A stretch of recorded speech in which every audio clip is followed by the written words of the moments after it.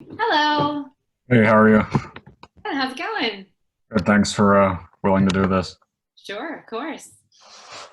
So I can just jump around in terms of your career and roles and everything. Okay. I'm not sure what the order is, but is it true that your first role in anything once you guys got to LA was in One Life to Live? Actually, One Life to Live was still in New York. So Oh, that was okay. when I was still in New York. Yeah. What was your first any kind of credit when you guys did get there? Yeah, I'm trying to think of the very first gig that I had in Los Angeles. I think that the first thing I did in Los Angeles might have been voiceover. And if it was voiceover, it was probably obscure. There's a video game that's literally kind of obscure. Not everybody knows about it, but the name of the video game is obscure. Yeah. So that might have been my first gig when I was in Los Angeles. And then pretty much around that same time, I also started doing Rave Master Yep. and doing some other stuff too. But yeah. Was it also true that you were assistant to the director on Secretary? I was. That was back when I was living in New York, though. Okay. I was his assistant, and I went and I was responsible for getting things like orchids. I don't know if you ever saw the movie Secretary, but Yep. yeah. So. Did you get to like meet Maggie and James and No, that would have been really cool. Although, I mean, I remember when I was working for him, he would like have me over to parties and stuff.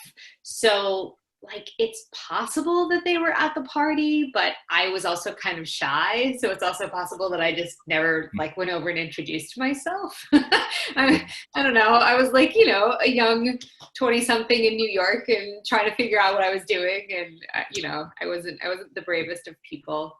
So. that was really cool to see because I wouldn't have expected that credit. Yeah, totally. Yeah. I mean, that was me trying to like make ends meet and figure out as much as I could about the industry and meet people and just, sort of make my way. I know this was a short film that you did with Yuri, but do you know if you can watch Model Chaser anywhere? I think the director, JC Coury, because he's gone on to direct other things, he has a really fun romantic comedy called The Pill, and he's Mm, directed a bunch of commercials and stuff like that. I think that he had it up somewhere because I feel like a year, oh, let me turn this off. This is just in case you reached out to me because we weren't connecting. okay. I feel like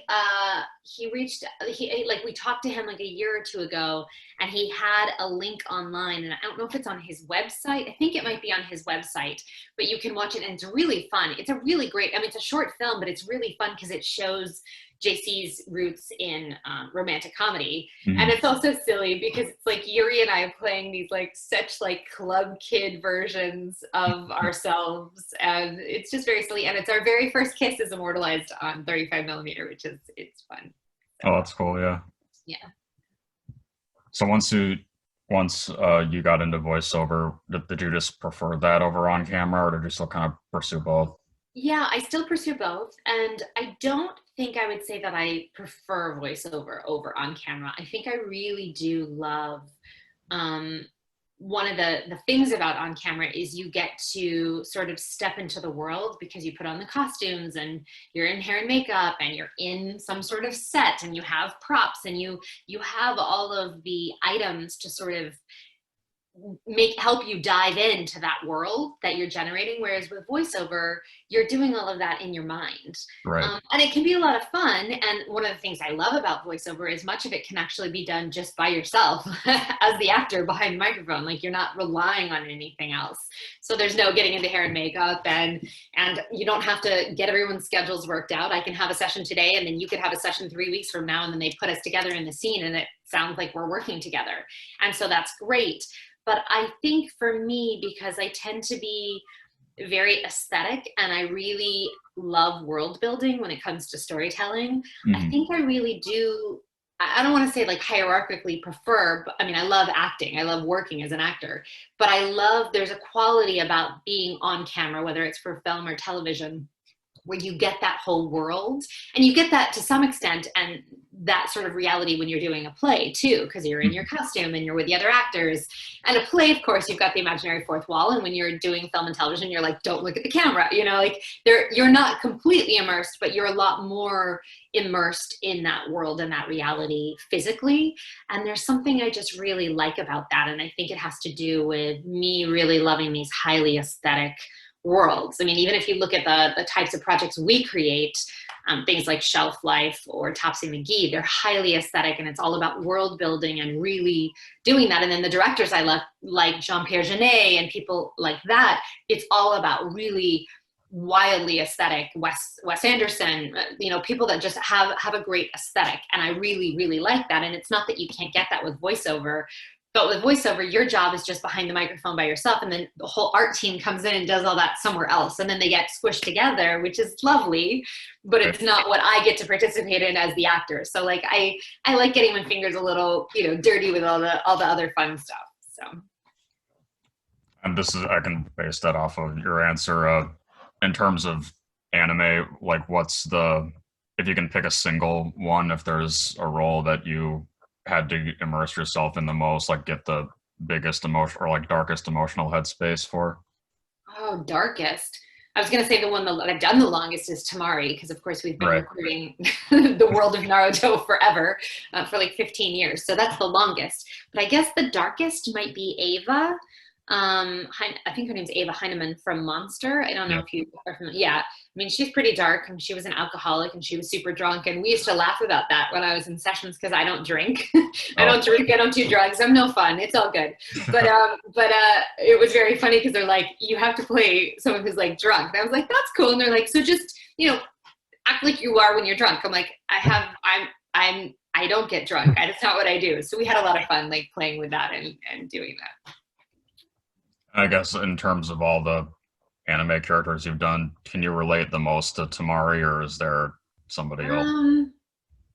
I don't know if I relate the most to her, although because we've done it for so long, maybe I do on one hand, because she had to grow up during the course of the show, because it's been on the air for so long, and they've been making it for so long. I mean, she's a mom now. I'm a mom, you know, like all of those things have changed over that time, because we've lived together for a decade and a half, you know? Yeah. And I wouldn't say that I had as much of a chip on my shoulder, or that I was quite as like hard when I was younger.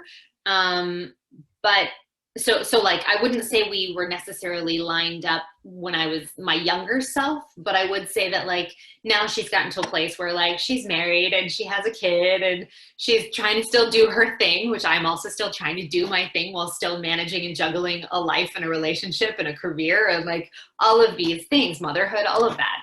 And so, I mean, I guess on one hand, yeah, I mean, like, I certainly don't think I line up with like Vert, or like there's other characters where I'm like, okay, you know, I'm glad that they like what I did, but you know, we don't really have anything in common, and that's fine.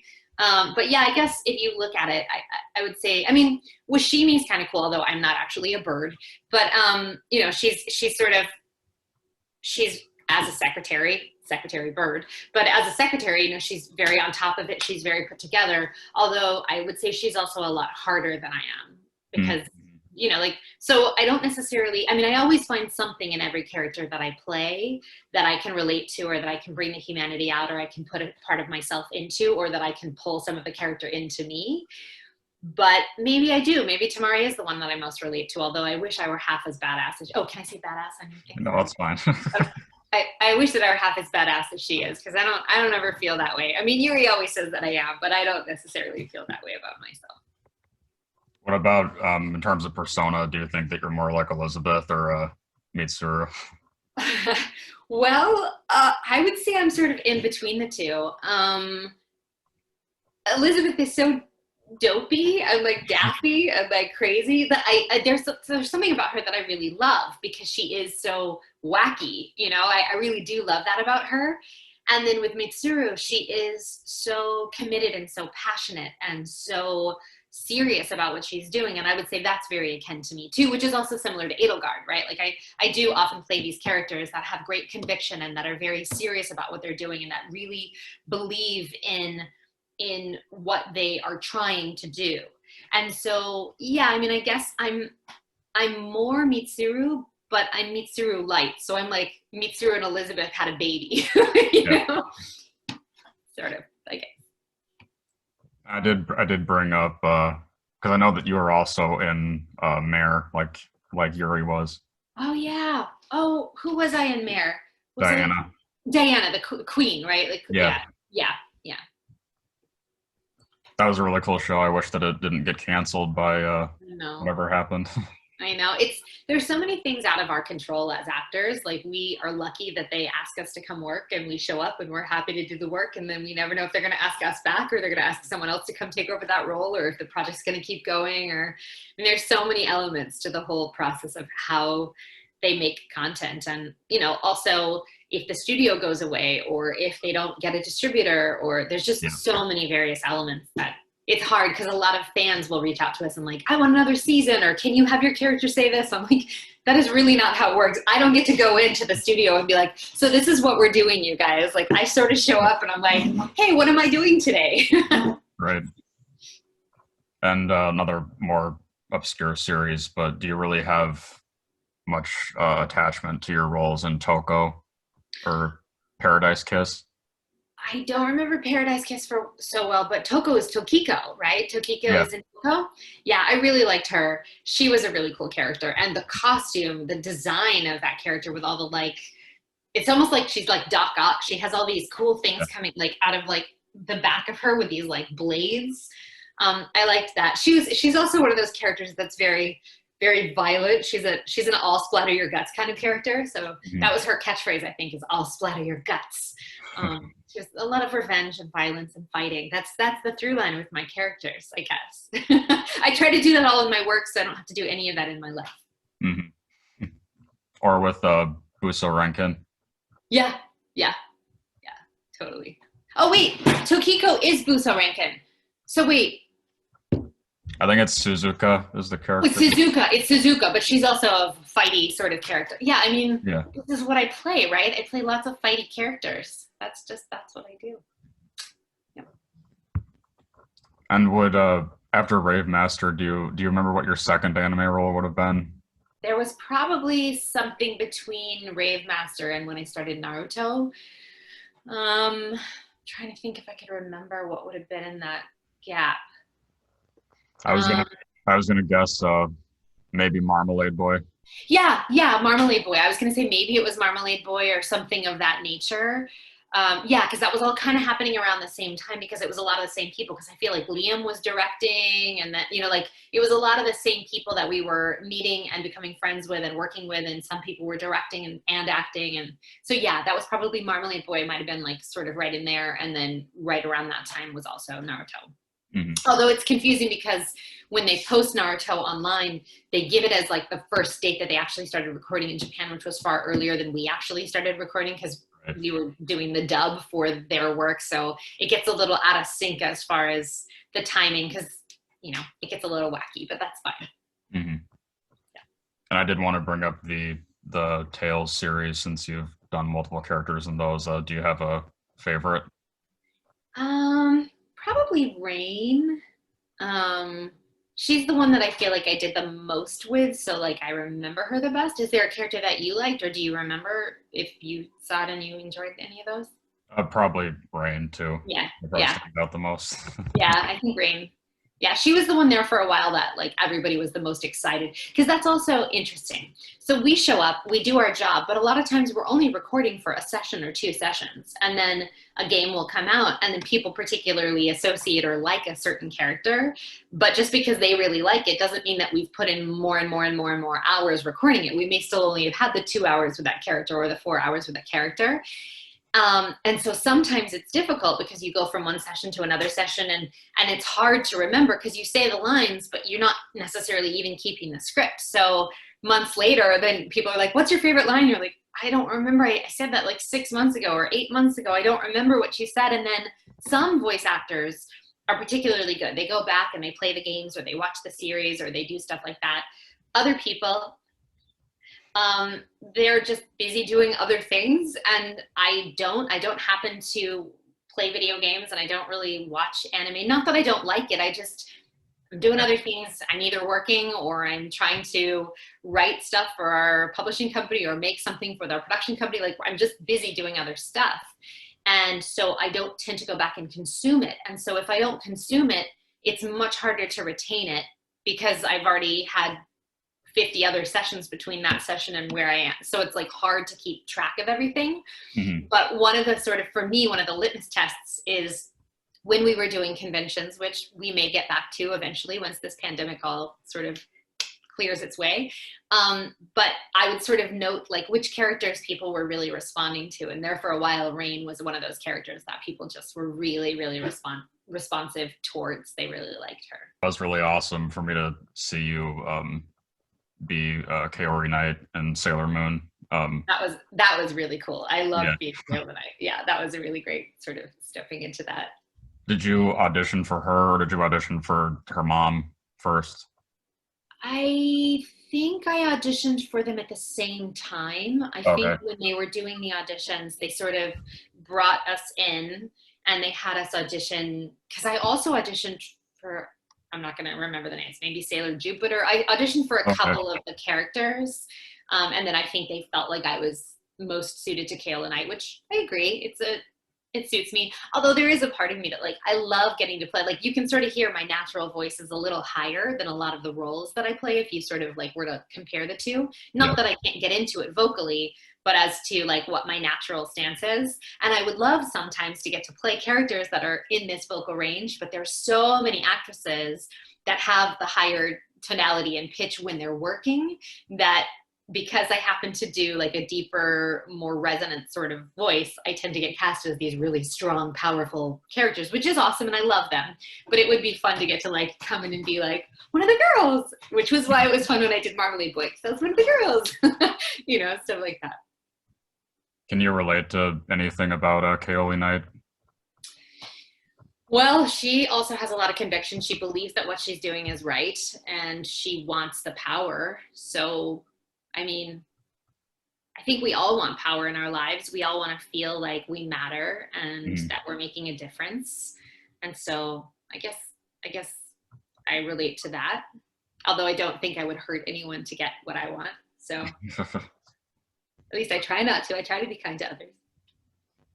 And one thing I always like asking voice actresses, I'm not sure how many boy voices you've done, but not really very many, because there's a lot of voice actresses that do. I mean, I have played a few guys, but there are some actresses that specialize in doing like young male voices. Yeah. And so oftentimes what'll happen is they'll cast me in a project and then when they need to do auxiliary voices, they'll have me pick up like the young boy doing something because I only have to say a line or two, but it's not me sustaining it for long sessions. There was, forget what I was like, Dynasty Warriors, I think I played one of the male warriors, which was kind of cool because I was like female warrior and a male warrior, which was kind of fun. So, well, because just based off of when I've talked to people like Wendy Lee and Karen Strassman, like their processes for boy voices are everyone's different. So I just it's really interesting. Yeah, everyone's process for everything is different, but it's interesting because everybody does what they've got to do to make it work. Mm-hmm.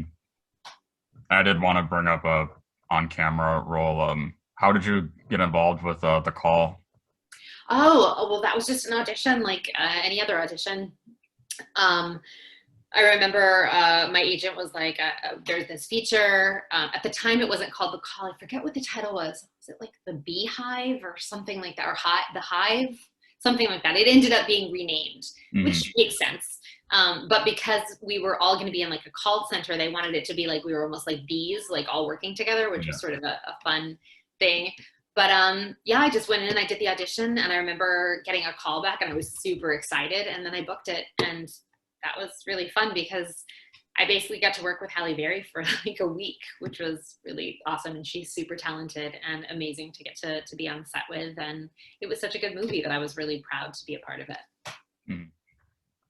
Is there like a highlighted, like any kind of like funny story involved with it or like in working with her or anything? I don't think if there's any funny stories. Not so much. I mean, we had a lot of fun.